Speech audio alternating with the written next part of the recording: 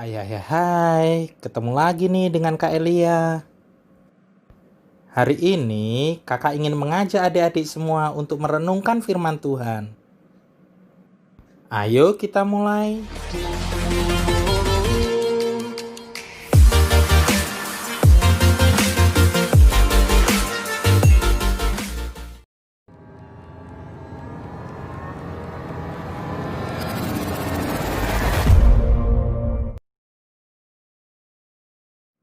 Shalom adik-adik semuanya.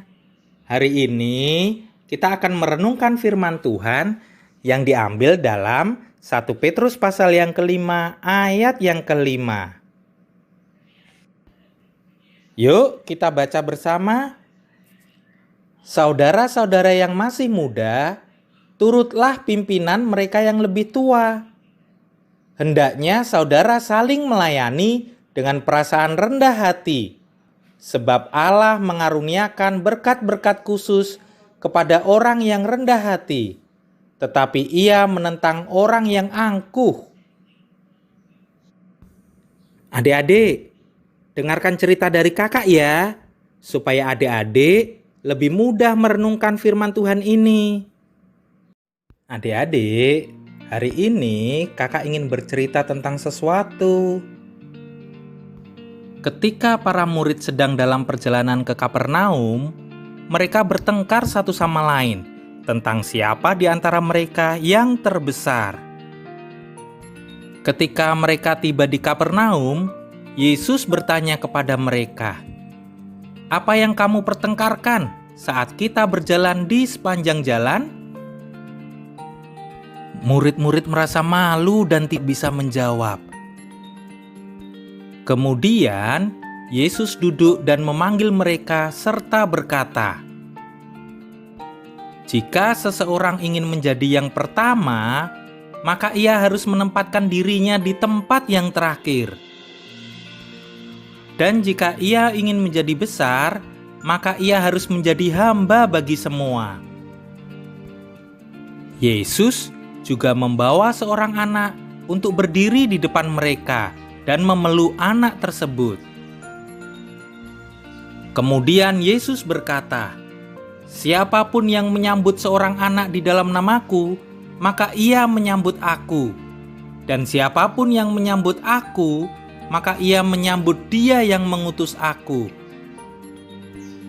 Dan barang siapa merendahkan diri dan menjadi seperti anak kecil ini, dialah yang terbesar dalam kerajaan surga." Wow, dahsyat ya adik-adik. Yang terkecil ternyata jadi yang terhebat. Mungkin adik-adik bertanya-tanya dalam hati, jika aku yang paling kecil, kapan aku menjadi yang paling hebat? Orang yang hebat kan biasanya adalah orang besar, orang terkenal. Tidak mungkin kan menjadi yang terhebat tetapi juga yang terkecil? Begitu pikiran adik-adik. Adik-adik semua, menjadi yang terakhir dan paling kecil tidak ada hubungannya dengan seberapa cepat adik-adik atau seberapa muda adik-adik. Kakak tahu, tidak ada yang suka berada di urutan terbawah, atau menjadi yang terakhir di dalam antrean, atau menjadi yang terakhir dalam suatu perlombaan. Tetapi menjadi yang paling kecil itu bukan berarti adik-adik tidak penting.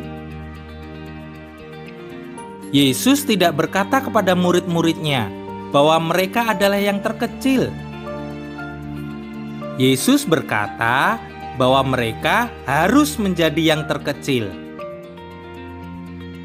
Menjadi yang terkecil adalah sesuatu yang kita pilih untuk dilakukan, meskipun kita kebetulan adalah yang paling cepat atau mungkin yang paling lambat, paling tinggi atau yang terpendek, tertua atau termuda. Kita semua harus menjadi yang terkecil.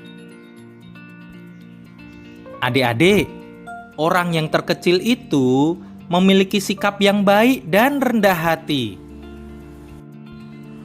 Di kerajaan Allah, orang yang paling hebat adalah orang yang melihat kebaikan dalam diri orang lain orang yang menyemangati orang lain, dan mau berteman dengan orang yang kesepian. Saat adik-adik memilih untuk mendahulukan orang lain, adik-adik menjadi yang terhebat di kerajaan Allah. Saat adik-adik mau membantu papa dan mama di rumah, atau menolong adik dalam belajar, atau mungkin menemani saudara bermain, maka adik-adik melayani mereka dengan sebaik mungkin. Itu artinya adik-adik menjadi yang terkecil. Kakak rindu adik-adik menjadi yang terhebat dengan menjadi yang terkecil.